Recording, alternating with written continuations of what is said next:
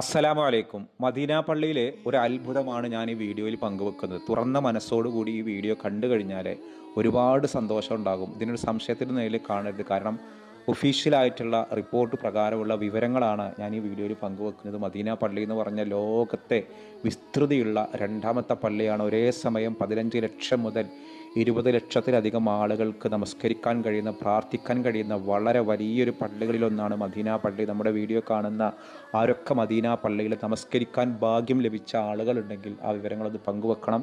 ആ മദീന പള്ളിയിലെ ചില അത്ഭുതങ്ങളാണ് ഞാനിന്ന് ഈ വീഡിയോയിൽ പങ്കുവെക്കുന്നത്. മദീന പള്ളിയിൽ നമുക്കറിയാം, ആ പള്ളിയുടെ തുടക്കം ഹബീബായ നബിയുടെ കാലത്ത് ഈന്തപ്പന ഓലകൾ കൊണ്ട് മറച്ചുണ്ടാക്കിയ വെറുമൊരു മണൽപ്പരപ്പിൻ്റെ കാർപ്പറ്റുകൾ മാത്രം ഉണ്ടായിരുന്ന ആ പള്ളിയിൽ ഇത്തവണ 25,450 സ്മാർട്ട് ചിപ്പുകളുള്ള കാർപ്പറ്റുകളാണ് ആ പള്ളിയിൽ സ്ഥാപിക്കുന്നത്.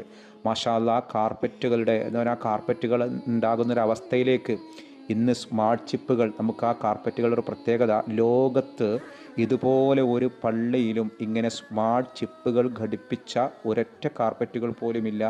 അതാണ് മദീന പള്ളിയിലെ ഏറ്റവും നൂതന സാങ്കേതിക വിദ്യ ഉപയോഗിച്ചിട്ട് അവിടെ നമസ്കരിക്കാൻ വരുന്ന ഒരാളുകളുടെ സുരക്ഷിതത്വവും വൃത്തിയും അവിടുത്തെ ആളുകളുടെ സുഖസൗകര്യങ്ങളും മാത്രം നോക്കുന്ന ഒരു ഹറമിൻ്റെ ഏറ്റവും വലിയ സൗകര്യം 25,450 സ്മാർട്ട് ചിപ്പുകൾ ഘടിപ്പിച്ച കാർപ്പറ്റുകളാണ് പള്ളിയിൽ സ്ഥാപിക്കാൻ പോകുന്നത്. 2022 ഇതിനെക്കുറിച്ച് ഒരു ആലോചന തുടങ്ങിയത്. 2023 ഇങ്ങനെ കാർപ്പറ്റുകൾ സ്ഥാപിക്കാൻ തുടങ്ങിയത്.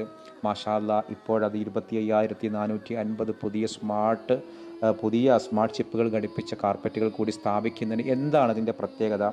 അതിനുമുമ്പ് നമ്മൾ അറിയേണ്ടത്, ഇത്തരത്തിലുള്ള സ്മാർട്ട് ചിപ്പുകൾ ഘടിപ്പിച്ച ഈ കാർപ്പറ്റുകൾ ജർമ്മനിയുടെയും തുർക്കിയുടെയും ബെൽജിയത്തിൻ്റെയും ഇറാൻ്റെയും ഒക്കെ സഹായത്തോടെയാണ്, സൗദിയിൽ തന്നെയാണ് അത് നിർമ്മിക്കുന്നത്. ഇതിൻ്റെ ഒരു പ്രത്യേകത എന്താണെന്ന് വെച്ചാൽ, ഇത്തരം കാർപ്പറ്റുകൾക്കൊക്കെ ഒരു സെൻസറായിരിക്കും. അതായത് ഇതിൻ്റെ റേഡിയോ ഫ്രീക്വൻസി ഐഡൻറ്റിഫിക്കേഷൻ എന്നാണ് സത്യത്തിൽ ഈ ഒരു ചിപ്പുകൾക്ക് അറിയപ്പെടുക. ഓരോ കാർപ്പറ്റുകൾക്കും ഈ ചിപ്പുകളുണ്ട്. അതിനെ മോണിറ്റർ ചെയ്യാൻ ഒരു കേന്ദ്രീകൃത ഓഫീസുണ്ട്. അപ്പോൾ ഓരോ കാർപ്പറ്റുകൾക്കും ഒരു ചെറിയ അഴുക്കായാൽ അവിടെ കമ്പ്യൂട്ടറിൽ കാണും, ഇന്ന ഭാഗത്ത് കാർപ്പറ്റിൻ്റെ ഇന്ന ഭാഗത്ത് അഴുക്കായി, അവിടെ വൃത്തിയാക്കണം. അല്ലെങ്കിൽ എന്തെങ്കിലും ഒരു മുഷിഞ്ഞ ഒരു കാരം ഉതു എടുത്തിട്ട് നനഞ്ഞ കാലുകളോടുകൂടി വരുന്ന ഒരാളുകളുടെ കാൽപാദം കൊണ്ട് ഒരു ചെറിയ ബാഡ് സ്മെല്ല് എന്തുണ്ടെങ്കിലും, ഇവിടെ ചെറിയ പൊടികൾ വീണാൽ അതൊക്കെ കമ്പ്യൂട്ടറിൽ കാണിക്കും. അപ്പോൾ ആ ഭാഗത്താണ്ട് വൃത്തിയാക്കാം. സാധാരണ കാർപ്പറ്റുകൾക്ക് അത് പറ്റില്ല.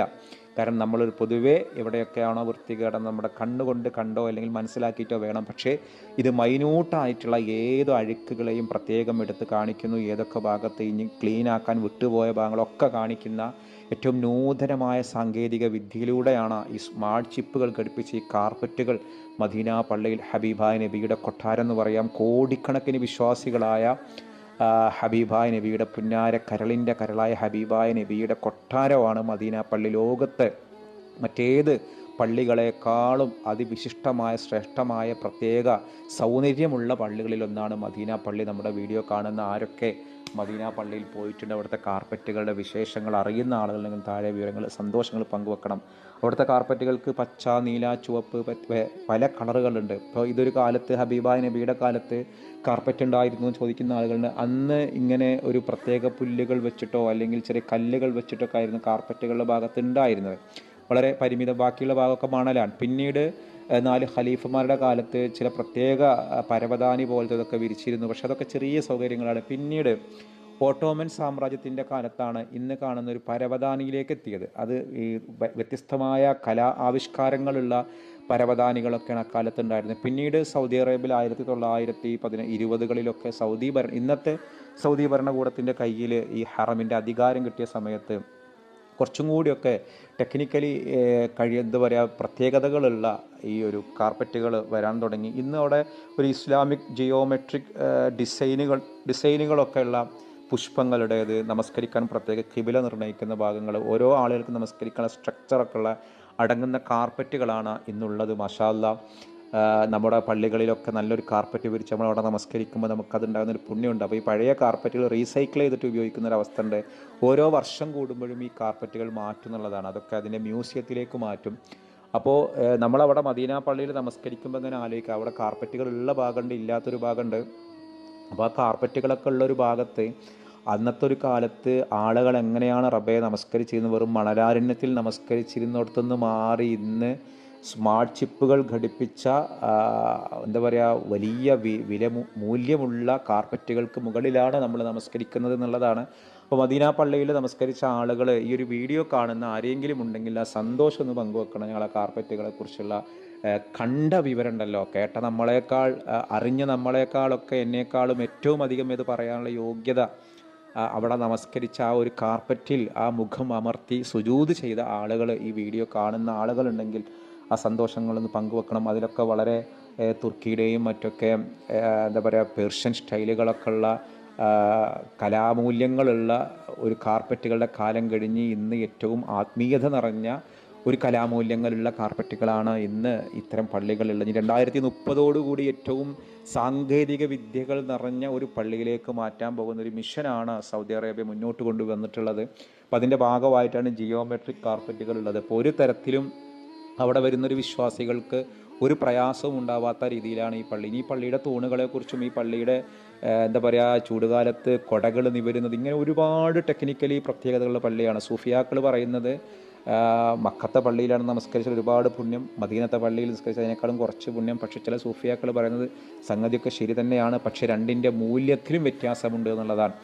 ഒരു സൂഫി ഗുരു പറഞ്ഞൊരു മനോഹരമായൊരു ഒരു ഒരു ഒരു വിശദീകരണമുണ്ട്. ഇപ്പോൾ ഒരു 1000 രൂപയാണോ $500 വലുത് എന്ന് ചോദിച്ചാൽ എന്താ നമ്മൾ പറയുക? 1000 രൂപക്ക് 1000 ഉണ്ട്. നമ്മുടെ ഇന്ത്യൻ കറൻസി 1000 രൂപ, ഇത് വെറും $500. സത്യത്തിൽ മൂല്യം $500 അല്ലാതെ 1000 രൂപക്കല്ല. നമുക്കൊക്കെ അറിയാം. അതോടൊപ്പം മക്കയിൽ നമസ്കരിക്കുന്നതിൻ്റെ ഇരട്ടി എന്താ പറയുക മദീന ഇരട്ടി പ്രതിഫലം എന്ന് പറയുമ്പോൾ മൂല്യത്തിൽ കൂടുതൽ ഏതാണ്? മദീന പള്ളിയുടെ നമസ്കാരമാണ്. അവിടെ കയറി വരുമ്പോൾ ചില മര്യാദകളുണ്ട്, സുഗന്ധം പൂഷണം, ഇങ്ങനെ വളരെയധികം സുന്ദരമായിട്ട് കൈകാര്യം ചെയ്യുന്നൊരു പള്ളിയാണ് മദീന പള്ളി. ഏറ്റവും എന്താ പറയുക അഴകുള്ള പള്ളികളിലൊന്ന്, ലോകത്തെ ഏറ്റവും അധികം ആളുകൾ നമസ്കരിക്കാൻ പറ്റുന്നൊരു പള്ളി മക്കത്തെ പള്ളിയാണ്. അത് കഴിഞ്ഞാൽ പിന്നെ രണ്ടാമത്തെ ഒരു പള്ളി മദീനത്തെ പള്ളിയാണെന്നുള്ളതാണ് ഞാൻ മനസ്സിലാക്കിയിട്ടുള്ളത്. എൻ്റെ മനസ്സിലാക്കൽ പിഴവുണ്ടെങ്കിൽ അതിനെക്കുറിച്ച് അറിയാവുന്ന ആളുകളുണ്ടെങ്കിൽ അത് തിരുത്തി തരാൻ ഞാൻ റിക്വസ്റ്റ് ചെയ്യുകയാണ്. അപ്പോൾ ഇങ്ങനെ ഒരു സ്മാർട്ട് ചിപ്പുകൾ ഘടിപ്പിക്കുക എന്നുള്ളത് കുറഞ്ഞ വർഷങ്ങൾക്ക് മുമ്പാണ്, കഴിഞ്ഞ വർഷം അതിന് മുൻപത്തെ വർഷമൊക്കെ ഉണ്ട്. അപ്പോൾ അതിൻ്റെ എണ്ണം കൂട്ടിക്കൊണ്ടിരിക്കുകയാണ് എന്നുള്ളതാണ് മാഷാ അല്ലാഹ്. നമ്മുടെ വീഡിയോ കാണുന്ന സ്മാർട്ട് ചിപ്പുകൾ ഘടിപ്പിച്ച ഇത്തരം മുസല്ലയിൽ അല്ലെങ്കിൽ അത്തരം കാർപ്പറ്റുകളൊക്കെ നമസ്കരിച്ച് എക്സ്പീരിയൻസ് ഉള്ള ആളുകൾ ഒന്ന് പങ്കുവെക്കണം. എത്ര വികസനങ്ങൾ കൊണ്ടുവന്ന, അല്ലെങ്കിൽ എന്തൊക്കെ ചരിത്രങ്ങൾ ഉറങ്ങുന്നൊരു പള്ളിയാണ് റബ്ബേ. ഇവിടുത്തെ ഓരോ ബാബുകൾക്കും ഓരോ പ്രത്യേകതകളുണ്ട്, ഓരോ തൂണുകൾക്കും പ്രത്യേകതയുണ്ട്.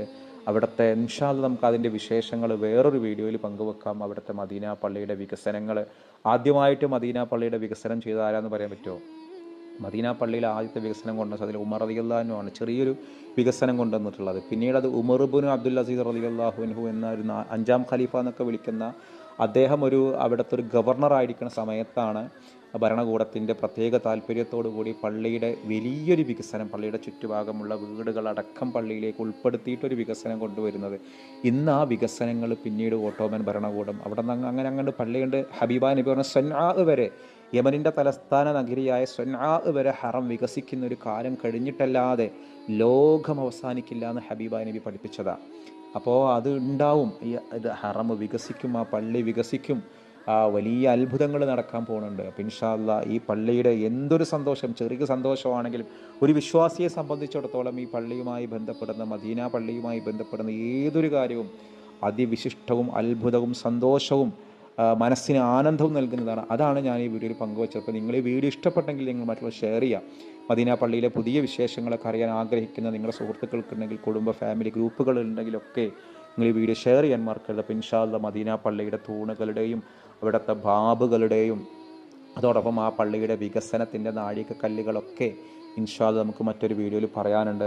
ഏതൊരു മതക്കാരാവട്ടെ, മുസ്ലിം അല്ലെങ്കിൽ പോലും അവർക്കൊക്കെ പള്ളിയുടെ ചില ഭാഗങ്ങളിലൊക്കെ കടക്കള ഒരു അനുമതി ഇപ്പോൾ അടുത്തായിട്ട് കൊടുത്തു തുടങ്ങിയിട്ടുണ്ട്.